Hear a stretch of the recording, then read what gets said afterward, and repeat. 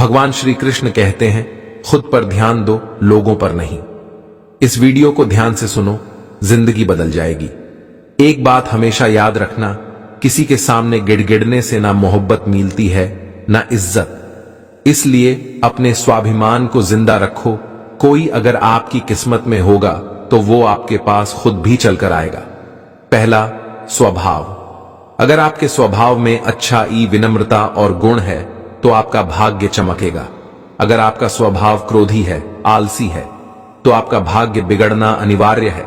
इसलिए आपके स्वभाव को मधुर और आकर्षित बनाए। दूसरा, आपकी वाणी बोलना तो आदमी 2.5 साल की उम्र में ही सीख जाता है, परंतु कब, कहां, कैसे और क्या बोलना है उसे ये जिंदगी भर भी समझ में नहीं आता है।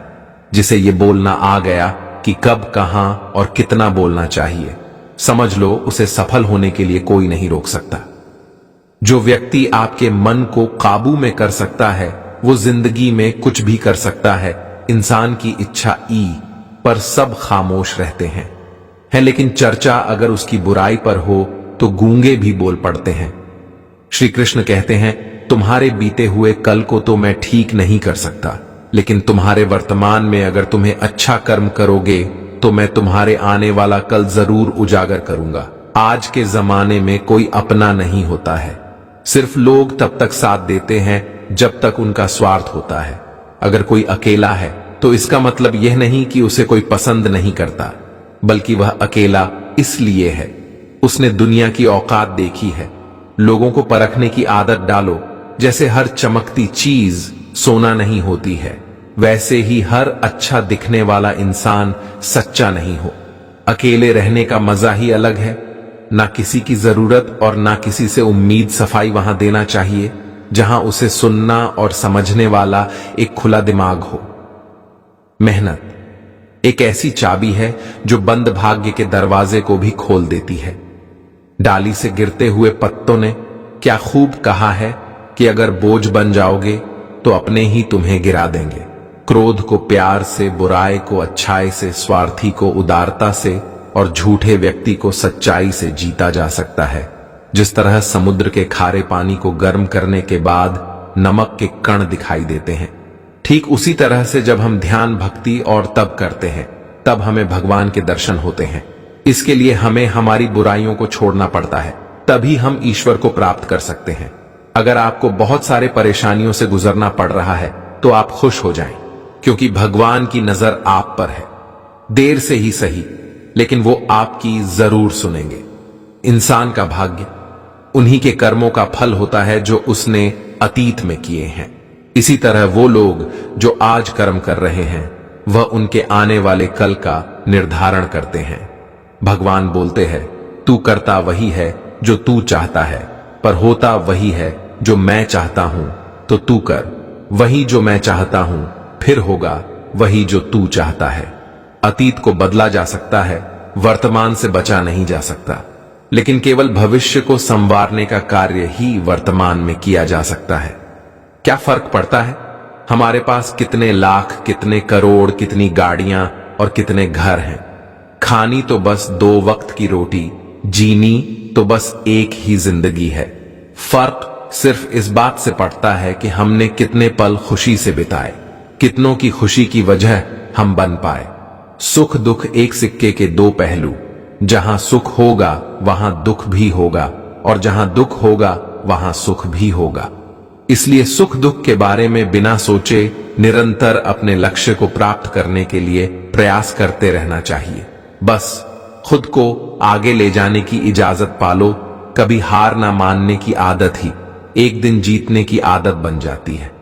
एक बार एक व्यक्ति नदी के पुल से ही कहीं जा रहा था, तभी अचानक उसके पीछे कई बंदर पड़ जाते हैं और उस आदमी को परेशान करने लगते हैं।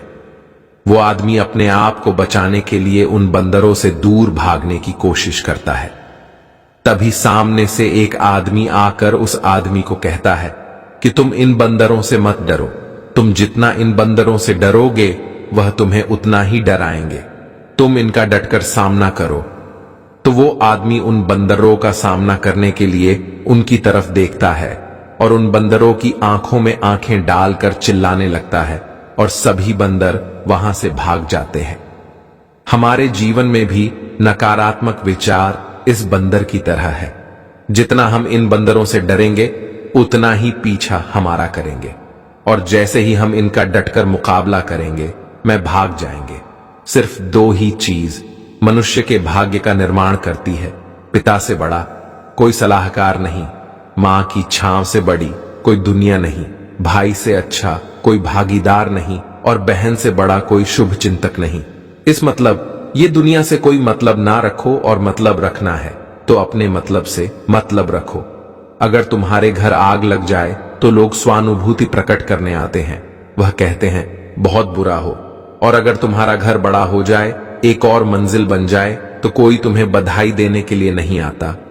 जरा सोचिए कि जब आपके साथ कुछ अच्छा होता है तो कोई कहने नहीं आता कि अच्छा हुआ जानकर खुशी हुई, मगर आपके साथ अगर कुछ बुरा होता है तो जरूर कुछ लोग आकर जरूर कहेंगे अरे सुनकर बुरा लगे।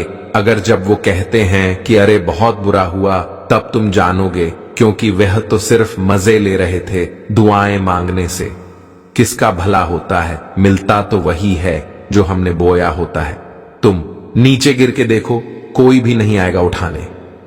तुम जरा उठकर तो देखो, सब आएंगे गिराने। एक बात हमेशा याद रखना, अगर शराब की दुकान पर बैठकर दूध पियोगे तो तुम्हें शराबी का ही दर्जा मिलेगा, और किसी मंदिर में बैठकर शराब भी पियोगे तो तुम्हें एक संत का दर्जा दिया जाएगा।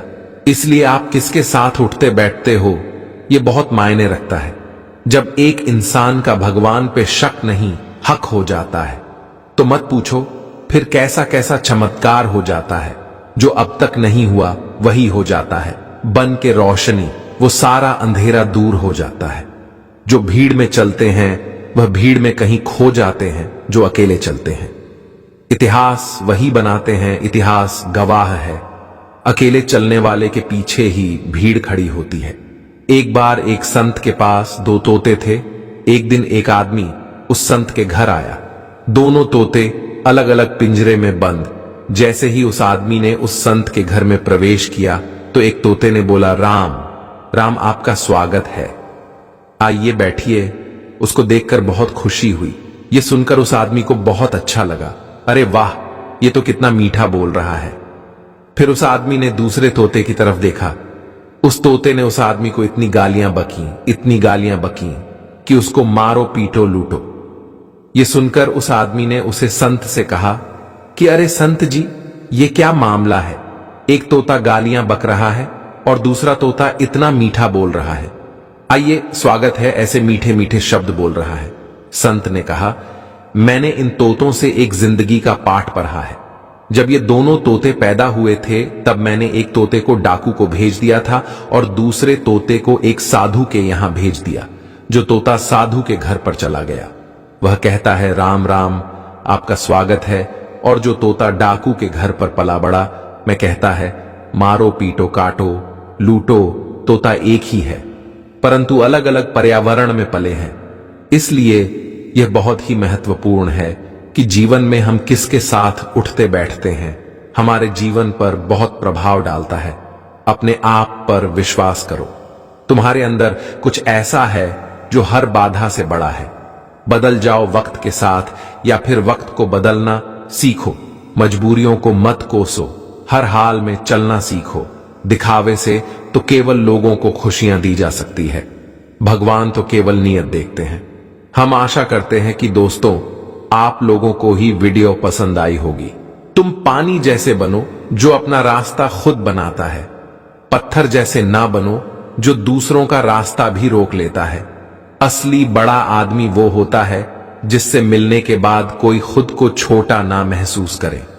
भाग्यशाली वो नहीं होते जिन्हें कुछ अच्छा मिलता है, बल्कि भाग्यशाली तो वे होते हैं जिन्हें जो भी मिलता है वो उसे अच्छा बना लेते हैं। जीवन में त्याग के बिना कुछ भी पाना आसान नहीं। एक सांस लेने के लिए भी पहली सांस छोड़नी पड़ती है।